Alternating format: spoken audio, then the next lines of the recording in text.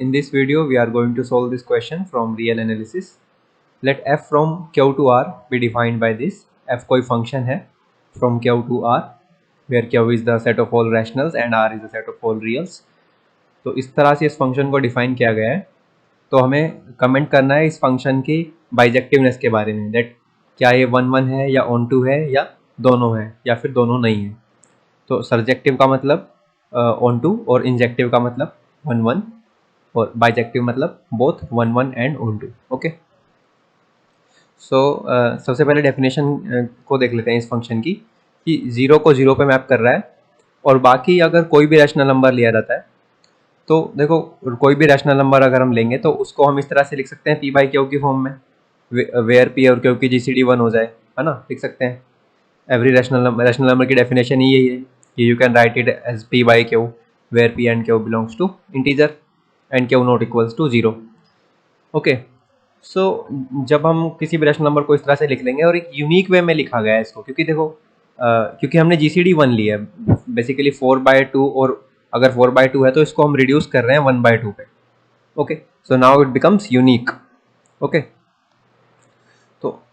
तो ये पी और क्यू यूनिक हो गए, यानी ये पी और क्यू का जो एक वो बना पेयर बना वो इस पर्टिकुलर आर को ही रिप्रेजेंट करेगा और किसी को नहीं करेगा.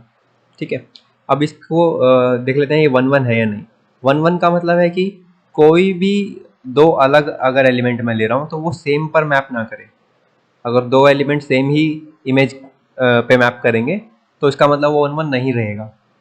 ठीक है, तो इफ़ यू चेक इट, क्योंकि अगर 1 1 हम प्रूफ कैसे करते हैं कि अगर कोई R1 और R2 ले लिए जो अलग हैं और f of R1 f of R2 के बराबर है अगर लेके चलते हैं, अगर ये इम्प्लाई कर दे कि R1 इक्वल्स टू R2 है तो हम वहाँ से बोल देते हैं कि ये फंक्शन 1 1 है. ठीक है ना, अगर ये दिस इम्प्लाइज दिस हो जाता है तो. लेकिन इस केस में हम इसको लेके चलें तो इस कंक्लूजन पे नहीं पहुंच पा रहे हैं तो इसका मतलब हमें क्या करना होगा, एक एग्जांपल देना होगा कि देखो ये दो एलिमेंट्स हैं और ये सेम जगह जा रहे हैं तो इसलिए फंक्शन 1 1 नहीं है. ठीक है, तो एक तो हम ले लेते हैं, मान लो 10,3 ले लिया, अगर 10/3 ले लिया अगर R1. ठीक है, तो f ऑफ R1 क्या हो जाएगा, f ऑफ R1 हो जाएगा 10 डिवाइडेड 10 पावर क्यू, है ना, यानी कि 10 पावर 3 इज इक्वल्स टू 1/100 हो गया.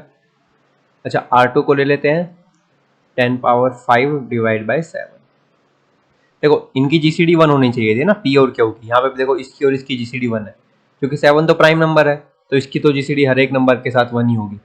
ठीक है, तो एफ ऑफ R2 क्या हो जाएगा, एफ ऑफ R2 हो जाएगा 10 power 5 divide by 10 power 7 is equals to 1/100.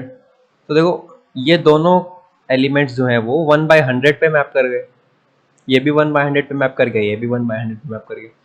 तो इसका मतलब फंक्शन 1 1 नहीं है क्योंकि इमेज यूनिक होनी चाहिए, 1 1 का यही मतलब होता है.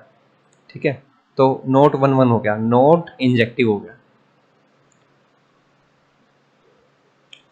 अब देखना है ऑन टू में देखें तो खाली इस टाइप के एलिमेंट्स ही मैप हो रहे हैं, मतलब कि अगर कोई इमेज का हम सेट लें तो उसमें इस टाइप के एलिमेंट्स हैं. लेकिन सभी रियल नंबर्स को तो हम एक मिनट p/10 पावर क्यू नहीं ले सकते ना, जहाँ पे p और q इंटीजर हो. सभी रियल नंबर्स को तो ऐसे नहीं लिख सकते. फॉर एग्जाम्पल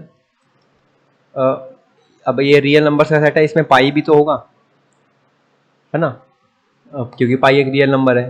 तो पाई की प्री इमेज नहीं मिलेगी क्योंकि पाई को हम p/10 पावर क्यू लिख ही नहीं सकते हैं, बिकॉज पाई एक इरेशनल नंबर है ना, उसको रैशनल के इक्वल कैसे लिख सकते हैं, नहीं लिख सकते. तो इसका मतलब पाई की प्री इमेज नहीं मिलेगा. ऐसे बहुत सारे नंबर यहाँ पे होंगे जिनकी प्री इमेज नहीं मिलेगी. ठीक है, तो इसीलिए ये ऑन टू भी नहीं है. ओके, ऑन टू का क्या मतलब होता है कि हर एक एलिमेंट की प्री इमेज मिले. तो neither 1 1 nor onto, it means neither surjective nor injective. So option D is the correct answer. Okay, so that's it for today and thank you for watching.